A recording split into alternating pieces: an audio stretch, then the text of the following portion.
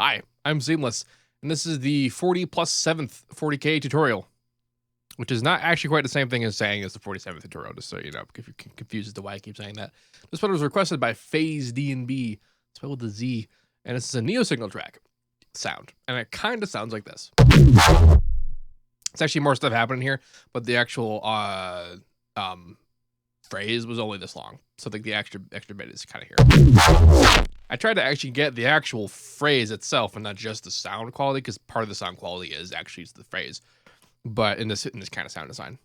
But I didn't really nail it, but I can tell you how I got here, so that if you wish to do so, further, you may do so. I have a patchin. I've got the citrus. Listen to what this sounds like by itself. Boink. Sounds like that. I'm getting this by, I have a saw wave. It's at 2. And then I have another saw wave, which is kind of hard to tell, but this was once a saw wave. And that's modulating the first saw wave, and they're both coming out, and one of them's a different pitch, and then I think there's also unison a little bit. How I got here was that you right-click this, you say whatever shape you want, and then you go to convert sine shape to harmonics. And then I clicked on randomize phases, which got us this shape, which essentially still sounds like a saw wave, only really washed out. And that in combination with the other saw wave plus a little bit of FM plus pitch difference gets us that, which when it's distorted and all that kind of good stuff ends up sounding pretty neat. Now this is an example of like the stack that I do when I do this particular style of sound design. And what this essentially is that there's distortion, and then we do EQ modulation, then we have makeup compression, and then we distort that, and then we do EQ modulation, makeup compression, distortion, and EQ modulation. And then this was the last one, so I just did makeup compression. I didn't actually decide to distort that again. And then the phaser to kind of make it sound phasey, because there's a little bit of phasiness to the original sound. Now, the decision, sort of what's happening on these guys is a little bit different than usual, because the usual thing is that what I would do is I would do a bandpass and then maybe more than one notch, but this time I only did one notch. And then they would do kind of unrelated things. They would do movement and automation, and it'd be cool and good times. But this time, after I had done it like that, I decided that maybe if the automation was a little bit more related to what the original phrase was at all levels, then it might sound a little bit better. It did sound a little bit better. But usually the last one is the only one that matters in terms of primary, like phrasing and phrase like rhythm. So this is actually the part that trips up a lot of people, this idea of the makeup compression, because after you do this kind of EQ modulation, a lot of the sound is gone. In fact, listen to what this stage sounds like.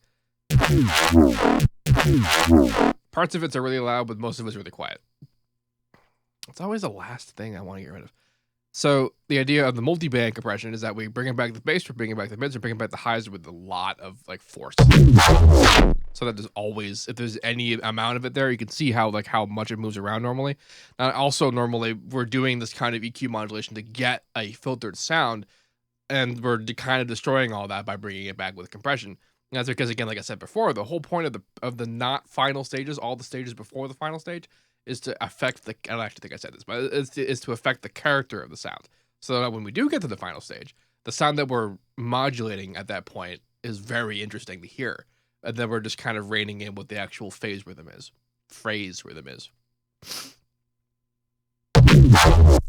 So that's happening on every stage here. This distortion is really very simple.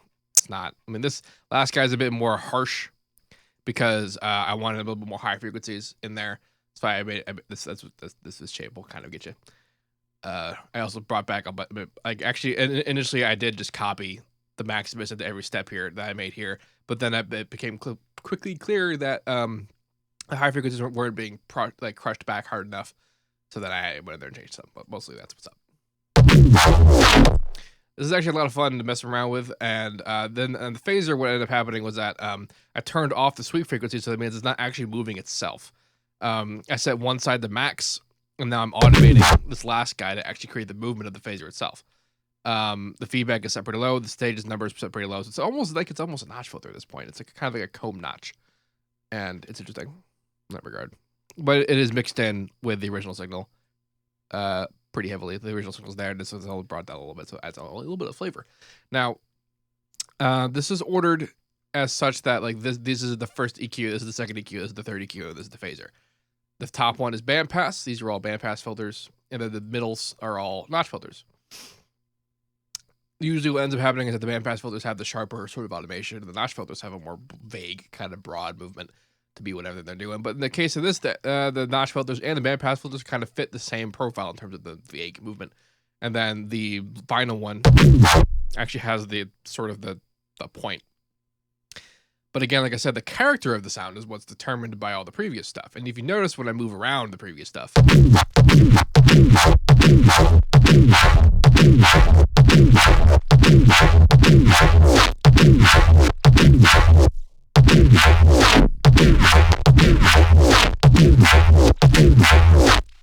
very subtle changes kind of happen. And then also, like, the last guy will have the biggest impact.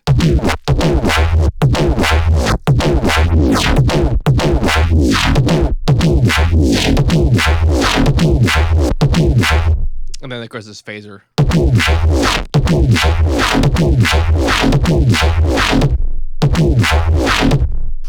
It all adds up to create the sound that we actually end up, we want. Of course, this is all stuff I'm doing live right now. And by live, I mean there's no resampling, there's no kind of post-processing. It's all current processing. To work kind of thing to say. Also, the MIDI is a bit interesting. If you listen to the original sound, it doesn't actually sound like there's a solid note. And so I kind of dicked around with it not being solid notes. My initial attempt was actually to just try a solid. It sounded a bit higher than usual, so I tried a higher note. And then that didn't really work because it felt too solid. But I believe I've given you enough information on how this sound was made that if you would like to use it yourself, you will know how. And then you'll also know how to alter it to make it fit to your own designs. Or to fit the design of the original creator, which would have been the point, wouldn't it? Anyway, the original is linked in the description, so you can kind of hear what's up. It's at 120 that happened. The file, this FLP, will be available for download in there as well. And if you'd like to make a request, the Reddit thread is linked in the description for you to have a look at. If you have any questions about any of this, let me know. And as usual, have a nice day.